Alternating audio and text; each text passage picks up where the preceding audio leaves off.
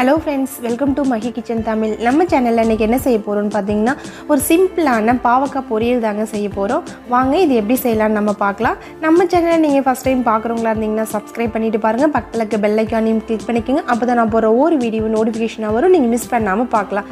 வாங்க இப்ப வீடியோக்குள்ள போலாம். இப்போ கடாயில ஒரு 2 டேபிள்ஸ்பூன் அளவுக்கு கல்லெண்ணெய் சேர்த்திருக்கேன். கல்லெண்ணெய் நல்லா சூடானது வந்து நம்ம கடுகு சேர்த்துலாம். கடுகு நல்லா பொரிஞ்சு வந்துருச்சுங்க. இந்த ஸ்டேஜ்ல வந்து 1 டேபிள்ஸ்பூன் அளவுக்கு நம்ம வந்து கடலைப்பருப்பு சேர்த்துக்கலாம். அது கூடவே 1 டேபிள்ஸ்பூன் அளவுக்கு உளுந்தம்பருப்பு சேர்த்துக்கலாம். 2 வரமிளகாய் உங்களோட காரத்துக்கு ஏற்ற மாதிரி நீங்க கூட்டியே குறைச்சோ சேர்த்துக்குங்க. இதெல்லாம் சேர்த்து நல்லா மிக்ஸ் பண்ணி விட்டுக்குங்க. அடுத்ததான் நம்ம கருவேப்பிலை சேர்த்துக்கலாம். இப்போ இது கூடவே நம்ம கட் பண்ணி வச்சிருக்க பெரிய வெங்காயம் 1 இது கூட சேர்த்துக்குங்க.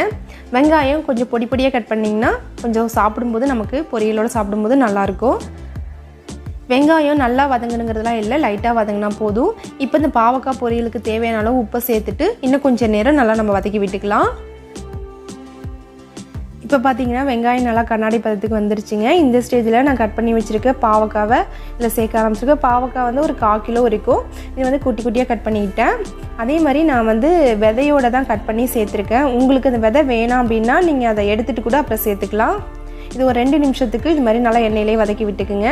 அடுத்ததாக நம்ம கொஞ்சமாக தண்ணி தெளித்து விட்டுக்கலாம். ஊற்றக்கூடாது, லைட்டாக தெளித்து விட்டுக்கலாம்.